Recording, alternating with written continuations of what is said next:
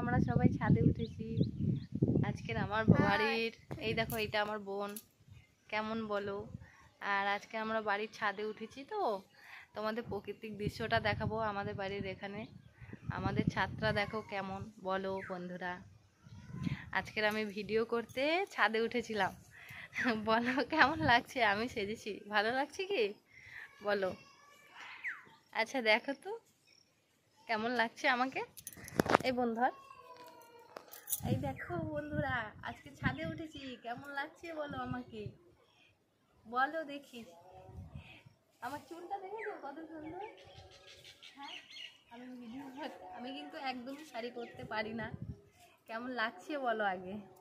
এইটা আমাদের দৃশ্যটা দেখাই, দেখো তোমাদের প্রকৃতির দৃশ্যটা দেখা।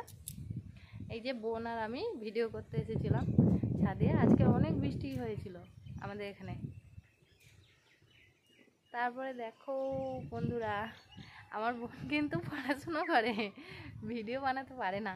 ও এসেছে আজকের আমার ভিডিওগুলো ধরে দিচ্ছে, কেমন হয়েছে বলো। আর তোমরা অবশ্যই আমার চ্যানেলটাকে সাবস্ক্রাইব করে নেবে। আর তোমরা দেখতে পেয়েছো তো, আমার চ্যানেলের নাম হলো প্রিয়াঙ্কা ব্লগ, ঠিক আছে। আর তোমাদের যদি আমাকে ভালো লেগে থাকে তাহলে একটা করে লাইক, কমেন্ট, শেয়ার করে দেবে বন্ধুরা। আমাদের বাড়ি কিন্তু অনেক গ্রামের মধ্যে।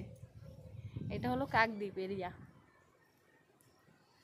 বুঝতে পেরেছো। আমার বোন আমাকে দেখে আসছে, আমরা দুজনে ভিডিও বানাতে পারি না না, এই প্রথম ভিডিও বানাচ্ছি। কেমন হয়েছে বলো বলো। আর কে কোথা থেকে দেখছো আমাদের ভিডিওগুলো বলবে, অবশ্যই অবশ্যই বলবে।